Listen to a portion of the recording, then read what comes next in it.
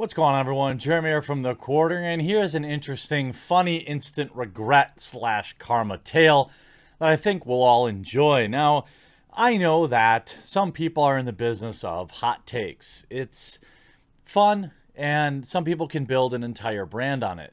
Well, feminist writer Clementine Ford has been doing this for years and is constantly getting in trouble. Now, the other day, just yesterday, she tweeted out one of the most heinous things I've seen in a very long time, and the regret and the backlash was amazing. Just to give you a tiny bit of background around Clementine Ford, this was just 2 weeks ago.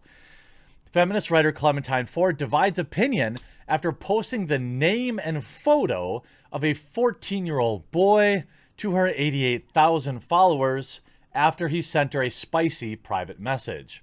Miss Ford was sent this bad message.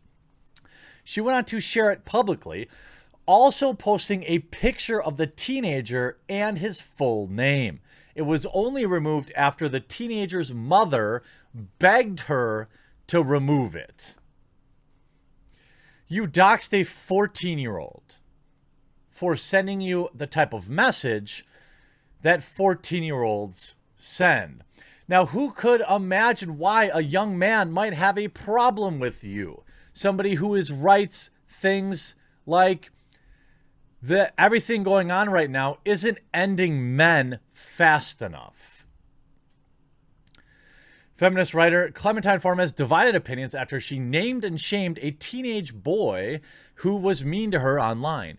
Miss Ford, a 40-year-old, took down the post, which included the boy's name and picture on Instagram after his mother begged him to remove the picture.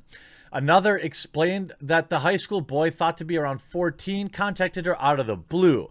Speaking to the Briefing podcast, she said that the boy told her the classic KYS statement, and it came randomly out of the blue. And so she decided to post the kid's name and photo online. He talked about some other things which are difficult to decipher. I probably would have ignored the first message because that's a part of normal day. She said that while teenagers can often speak in spicy terms, she was horrified by it and wanted to call out the behavior and set an example. See, you could do that without posting this kid's face and full name to the internet. But that's not what feminist writer Clementine Ford wanted to do. To an extent, I can understand the argument of this is just how kids talk, but that's really disturbing. And we should be very concerned about the fact that someone, let alone teenagers, feel it's appropriate to go to say these type of things. And they feel potentially like part of a pack online. So you decided to sick your 88,000 followers on Instagram on a teenager by posting his picture and full name to the internet, only removing it after the kid's mother begged you to do so. Ultimately, what convinced me to take the picture of his face down was just that she said, "I'm pleading to you as a mother." So you made the kid's mother beg you to take it down.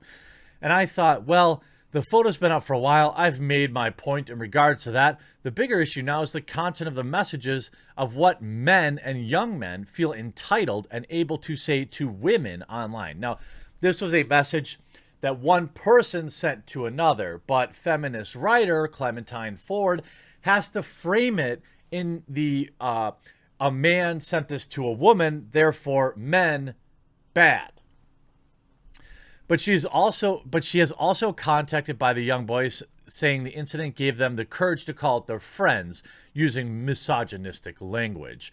Ms. Ford explained that people concerned about the boy's privacy are ignoring profound effects of such messages on a young girl's mental health. Okay, so again, the ends justify the means. So if your mob of 88,000 people were to ascend upon a 14-year-old kid and make his life awful and cause him to do something, by your own logic, wouldn't that be your fault, feminist writer Clementine Ford? Wouldn't you be just as responsible for the thing that you're trying to blame and shame him for? Now, you shouldn't send these kind of messages, ever. And look, 14 is old enough to know better. I mean, let's be honest.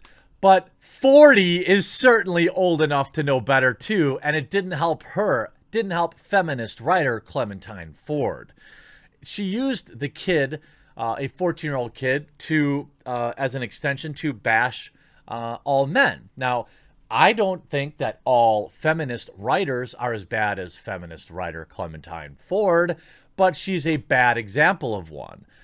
She goes on to write, he's completely out of line, but you are a grown woman and this is pathetic, she wrote. Consequences should not extend to be publicly named and shamed. This is some of the backlash. Sharing sensitive information to thousands of people, of which would take the next step and potentially put them in some kind of trouble. But others disregarded, saying, I applaud you. Entitled boys turn into entitled men, one wrote. Again, you could have just reported it. But now, not satisfied with doxing a young kid to push her narrative, hardline feminist Clementine Ford is slammed for saying everything going on right now, quote, isn't ending men fast enough in a repulsive Twitter rant, but blames the backlash on male fragility. Isn't it funny that now she apologizes after her funded grant was brought into question? Clementine Ford said she's sincerely sorry for tweeting that this wasn't ending men fast enough after learning her publicly funded grant was at risk. Some don't buy the apology. Well, who would? Obviously, she doesn't mean it. She's trying to protect her monies. Staunch feminist Clementine Ford has been criticized by saying everything going on right now isn't ending men fast enough. The 39-year-old writer shared her divisive opinion with 133,000 Twitter followers on Saturday in response to an article written about the gender disparities in parenting children. She shared the story of a woman forced to quit her lucrative job during everything going on right now because her stay-at-home husband couldn't cope with full-time parenting, and said the man in the story was pathetic.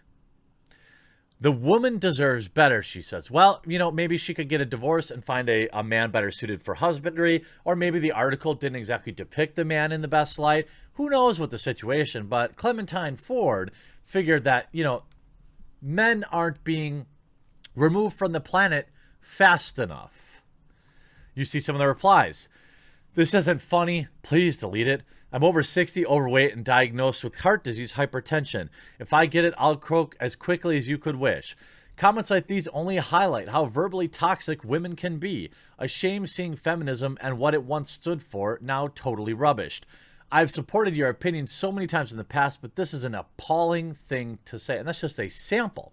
Just a sample. And feminist writer Clementine Ford only had a problem with it when her public grant money was brought into question. Isn't that interesting? Isn't that interesting? Now, blaming the backlash on fragility, well, how about this? She shared a story of a woman, yes, we know. She was hit, wait, where's the apology? Oh, yeah, here we go. Ford issued a lengthy apology on Twitter over the initial tweet on Sunday. So let's take a look at that. Thread. I'm a big enough a person to admit when I've misjudged something. I still stand 100% behind my fury at men taking on women's unpaid labor, but I've reconsidered my flippancy in discussing it. Okay, so I'm sorry, not sorry. Basically, you can't get angry and say something that will upset fragile white cis dudes. You are a woman of heart and courage. I mean, all these people, honestly, supporting her is ridiculous. Apologies always lose credence or validity whenever they're followed up with a but or however. Of course that's true. Of course that's true. I mean, several studies have gone on. It's not clear why men are more susceptible. We don't know. You know, and she argued that backlash proved exactly how fragile men are. The same men who insist all the time that women laugh at jokes about bad things and dark humor are reliving tension. Men are pathetic, she wrote. Men love to screech about snowflakes. The Melbourne-based author previously, so they didn't talk about anything. They didn't talk about the public grant money, but isn't that funny? Isn't that funny? Hardline feminist isn't. Oh, but blames back. Oh no, I'm sorry. This is the one. Don't buy the apology. Yes, that's correct. On Sunday, she issued a long-winded apology after a grant worth thousands of dollars awarded by Melbourne City Council was put under review. She was handed the grant to help her write a new book, but the council is now reviewing the selection process. Good. I hope you lose it. You're a vile, vile human. I mean, it's just obvious. You talk about certain things in and out of context, but this writer has had a long history. Just look at the last 2 weeks, two of the things she's done. It's absolutely hilarious. The backlash, and I sure hope you enjoyed this video, that you like it, that you share it, and if you aren't already, that you please subscribe. I hope you enjoyed it. We'll talk to you again real soon.